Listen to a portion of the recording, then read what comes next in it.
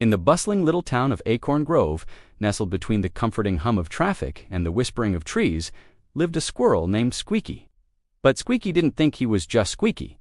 Oh no, in his mind, he was Captain Nutty, the bravest, boldest, and most acorn-protecting superhero in the entire park.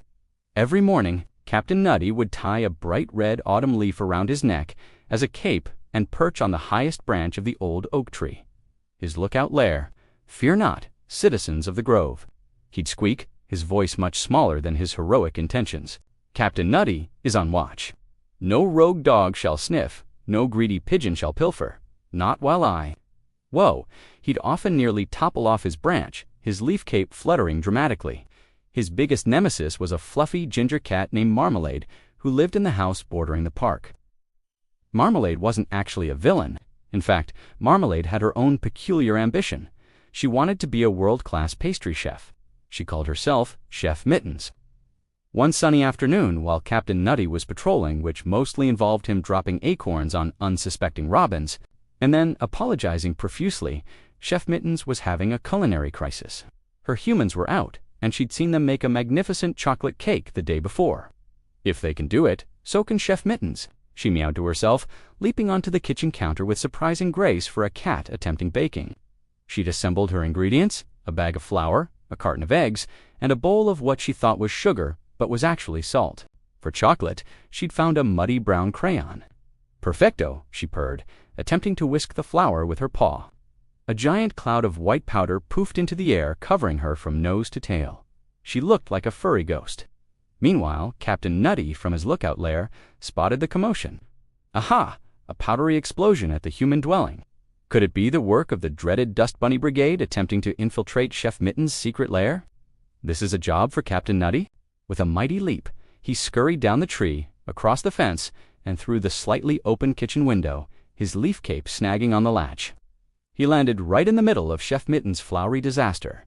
"Fear not," Chef T squeaked, striking a heroic pose, one paw on his hip, the other pointing towards the ceiling. "Captain Nutty is here too, too. What is all this white stuff?" Chef Mittens, now looking more like a confused snowball than a master chef, blinked her big green eyes at the equally dusty squirrel. "I'm making a masterpiece," she declared, a blob of salty, eggy flour mix dripping from her whiskers. "It's a cloud cake." Captain Nutty looked at the crayon, the cracked eggs, and the salty flour. "A cloud cake that smells a bit like feet," he pondered, his superhero instincts momentarily confused by culinary critique. Chef Mittens tried to puff out her chest out proudly, but ended up sneezing a giant fefchew, sending another wave of flour into the air. Now, both Captain Nutty and Chef Mittens were completely white. They looked at each other, two dusty, bewildered creatures in a kitchen catastrophe. Suddenly, Captain Nutty started to giggle. Then Chef Mittens let out a rumbling purr that sounded suspiciously like a chuckle. Soon, they were both laughing, a high-pitched squeak and a wheezy purr. At the sheer silliness of it all, maybe, Captain Nutty said, wiping a floury tear from his eye with his leaf cape. "Superheroing and baking are harder than they look." Perhaps, Chef Mittens agreed, licking a bit of salty batter off her paw and grimacing, especially without opposable thumbs. And with crayons. Just then, the humans came home. They stared at the kitchen, then at the white squirrel and the white cat, who both froze, looking utterly guilty. Captain Nutty, ever the hero, decided to take charge. He puffed out his chest and squeaked. It was an alien flour monster. But we, the valiant Captain Nutty and the courageous Chef Mittens, have bravely defeated it.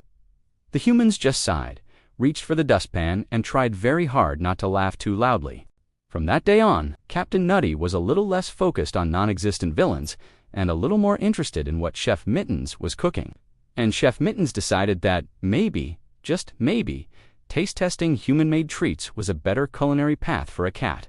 But our story doesn't end there. Oh no, not by a long shot. You see, a few houses down lived a bulldog named Winston. Winston wasn't your typical bulldog. Sure, he snored like a rusty engine, drooled enough to fill a small lake, and had wrinkles that could trap a small insect or two.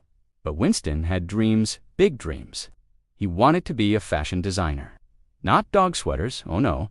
He wanted to design clothes for humans.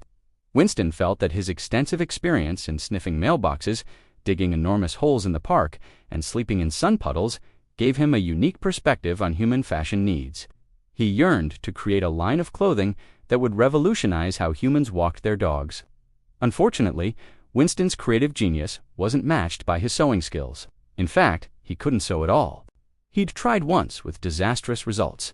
The dress he'd made for his owner's wife ended up looking more like a chew toy, primarily because he'd used a squeaky rubber chicken as the main material.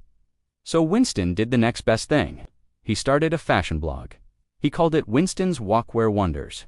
It was a great name, if he did say so himself. Every day, Winston would don a jaunty beret and dictate his fashion insights to his owner, who typed them up on a laptop balanced precariously on Winston's ample belly. They posted about the need for raincoats with tail holes, the impracticality of narrow dog walking belts, and the importance of pockets for holding tennis balls. Winston even developed a signature style, which he called urban hound chic. It consisted of a well-tailored vest, a matching leash, and a pair of goggles for Winston, of course. But really, they were just sunglasses with wire mesh glued over them. One day, Winston's owner came home with a stack of mail. Among the usual bills and junk, there was a package addressed to Winston in a flowing, feminine script. What could this be? Winston wondered, his tail thumping against the floor like a bass drum. Inside the package was a crisp white card that read, "Dear Winston, I saw your blog and I want to hire you as my personal dog stylist. Please come to the park tomorrow at noon. Bring your goggles. Yours in fashion, Chef Mittens." Winston barked furiously, then licked his owner's face until he understood what the word hire meant. Winston's owner, initially confused, then amused, eventually relented. He knew Winston needed to get out more, and this seemed like a perfectly harmless adventure. So at noon the next day, Winston, decked out in his finest urban hound chic, met Chef Mittens in the park. Winston was surprised. He'd expected a glamorous cat, but she was covered in flour and looked like a deranged pastry chef. "Are you the famous Chef Mittens?" he asked, adjusting his goggles. "At your service," she replied, bowing slightly, "and you must be the esteemed Mr. Winston. I believe you can help me with a pressing fashion dilemma." She gestured to a mound of flour sacks with a flourish. "These are my new uniforms for my pastry shop. However, they are rather drab and in need of a canine couture upgrade, if you please." Winston looked at the sacks, then at his beret, then back at the sacks. "Well," he said finally, "this should be a walk in the park." As the sun set over Acorn Grove, casting long shadows and the smell of baking filled the air, Winston surveyed his work. The flour sacks were gone, replaced by chic aprons with special pockets for paws, each decorated with a single sequin for a touch of feline glamour.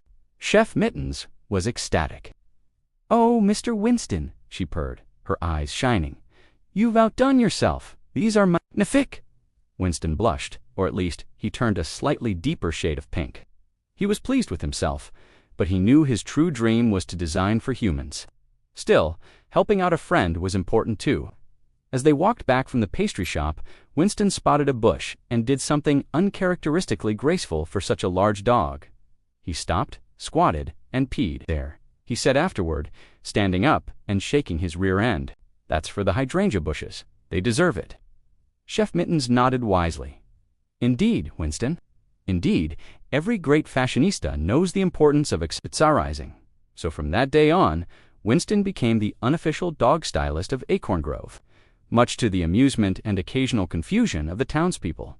Captain Nutty, however, remained skeptical. He didn't understand fashion, but he knew one thing: saving the day was more important than looking good while doing it. But perhaps he'd learn a thing or two from a stylish pooch, a dapper squirrel, a heroic cat, and a fashionable dog. After all, being a hero didn't mean you couldn't look good doing it. All it took was a dash of courage, a pinch of kindness, and just the right accessory to complete the look.